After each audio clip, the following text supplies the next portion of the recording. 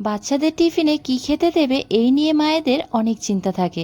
তবে এভাবে যদি আলু আর সুজি দিয়ে এই রেসিপিটি বানিয়ে দেন তাহলে তো কোনো চিন্তাই থাকবে না। হ্যালো বন্ধুরা, আমি অর্পিতা, আমার চ্যানেল ড্রিম কিচেনে সবাইকে স্বাগত জানাই। তাহলে চলুন ঝটপট করে এবার টিফিনটা বানিয়ে নেওয়া যাক। প্রথমে আমি কড়াইটা বসিয়ে দিয়েছি, তার মধ্যে আমি সর্ষের তেল দিয়ে দিয়েছি। আর তেলটা গরম হয়ে আসলে তার মধ্যে পাঁচফোড়নটা দিয়ে দিয়েছি আর দিয়েছি কারি পাতা। এবার একটুখানি দিয়ে দেব হলুদ গুঁড়ো, তারপর আমি এর মধ্যে জলটা দিয়ে দেব।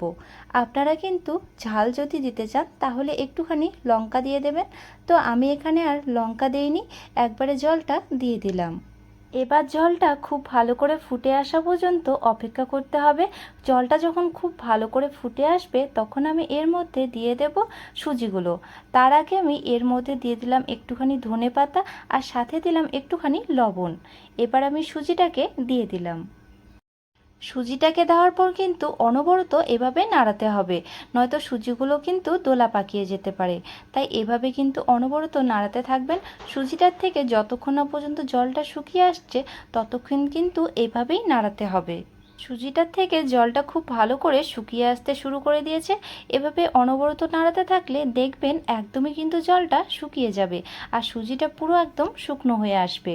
এ পর্যায়ে সুজিটা আমার খুব সুন্দর শুকনো হয়ে এসছে। এবার এটাকে আমি তুলে নিচ্ছি। আরেকটুখানি যখন ঠান্ডা হয়ে যাবে সুজিটা তখন আরেকটুখানি শুকনো হয়ে যাবে। তো এখানে দেখুন সুজিটা কিন্তু খুব সুন্দরভাবে ঠান্ডাও হয়ে এসছে। সুজিটাকে সাইডে রেখে দিচ্ছি। এবার সুজির ভেতরে যে পুরটা দেব সেটাকে এখন রেডি করে নিচ্ছি। তো এখানে আমি সেদ্ধ আলু নিয়ে নিয়েছি আর এগুলোকে ভালো করে এখন ম্যাশ করে নেব। তারপর এগুলোকে খুব সুন্দর করে ভেজে নিতে হবে। তো এখানে আমি কড়াইটা বসিয়ে দিয়েছি, তার মধ্যে দিয়ে দিলাম তেল। এবার এর মধ্যে একটুখানি পাঁচফোড়ন দিয়ে দিচ্ছি। দেওয়ার পর এর মধ্যে আমি কুচো করে রাখা পেঁয়াজ আর সাথে আছে শুকনো লঙ্কা কুচো। এবার এগুলোকে খুব ভালো করে ভেজে নেব। এভাবেই অনবরত নাড়িয়ে চাড়িয়ে ভেজে নিতে হবে। আর পেঁয়াজ লঙ্কাগুলো খুব ভালো করে ভাজা ভাজা হয়ে আসলে এর মধ্যে আমি আলুটাকে দিয়ে দেব।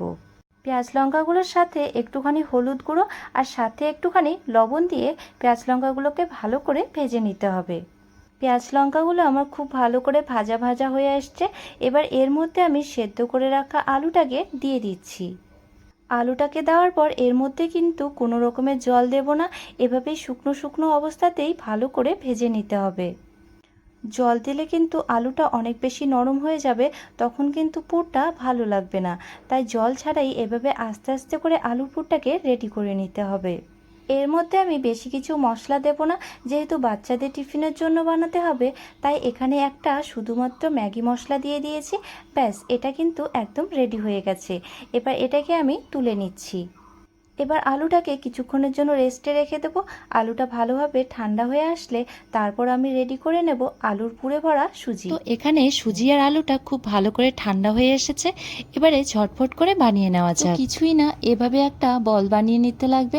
আর হাতের মধ্যে যদি সুজিটা লেগে যায় তাহলে কিন্তু একটুখানি সর্ষের তেল নিয়ে নেবেন, তাহলে দেখবেন হাতের মধ্যে কিন্তু তো এভাবেই গোল গোল করে নেবেন। তারপর হাতের তালুর মধ্যে এভাবে চাপটা করে নেবেন।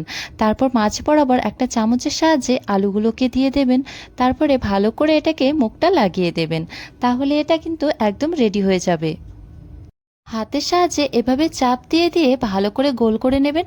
দেখবেন সব দিক থেকেই কিন্তু খুব সুন্দরভাবে এটা গোল হয়ে আসবে। আপনারা হয়তো দেখেই বুঝতে পারছেন এটা বানানো কতটা সহজ আর কতটা ইজিলি এটা গোল হয়ে আসলো। আমি বলগুলো কিন্তু একদম বানিয়ে নিয়েছি সবগুলো। এবার এগুলোকে ঝটপট করে ভেজে নেওয়া যাক। তো এখানে আমি প্যানটা বসিয়ে দিয়েছি আর তার মধ্যে হালকা একটুখানি তেল দিয়ে দিয়েছি। এবার এর মধ্যে বলগুলোকে দিয়ে দিচ্ছি। সুজির বলগুলো এবার কিন্তু খুব ভালো করে দুই দিক থেকে ভেজে নিতে হবে। একটুখানি ঢেকে ঢেকে দিচ্ছি, তারপর একটুখানি ঢেকে দিয়ে আবার সাইডগুলো উল্টে দিচ্ছি। উল্টে পাল্টে এভাবে বলগুলোকে ভেজে নিতে হবে। এক সাইডটা কিন্তু লাল লাল হয়ে গেছে, এবার অপর সাইডটাও একই রকমভাবে ভেজে নেব। তাহলে কিন্তু এগুলো একদম রেডি হয়ে যাবে। এই রেসিপিটি বানাতে খুব বেশি তেলের প্রয়োজন হয় না, আর এটা কিন্তু খুব সহজে বানানোও যায়। তো এখানে আমার সুজির বলগুলো একদম ভাজা হয়ে গেছে। এবার এগুলোকে আমি তুলে নিচ্ছি। এবার এগুলোকে ঠান্ডা করে টিফিন বক্সের মধ্যে ভরে দিন। আর যদি বাড়িতে খাওয়ার ইচ্ছে হয় তাহলে সকালবেলা বা বিকেলবেলা জল খাবারের জন্য কিন্তু ভীষণ একটি সুন্দর রেসিপি।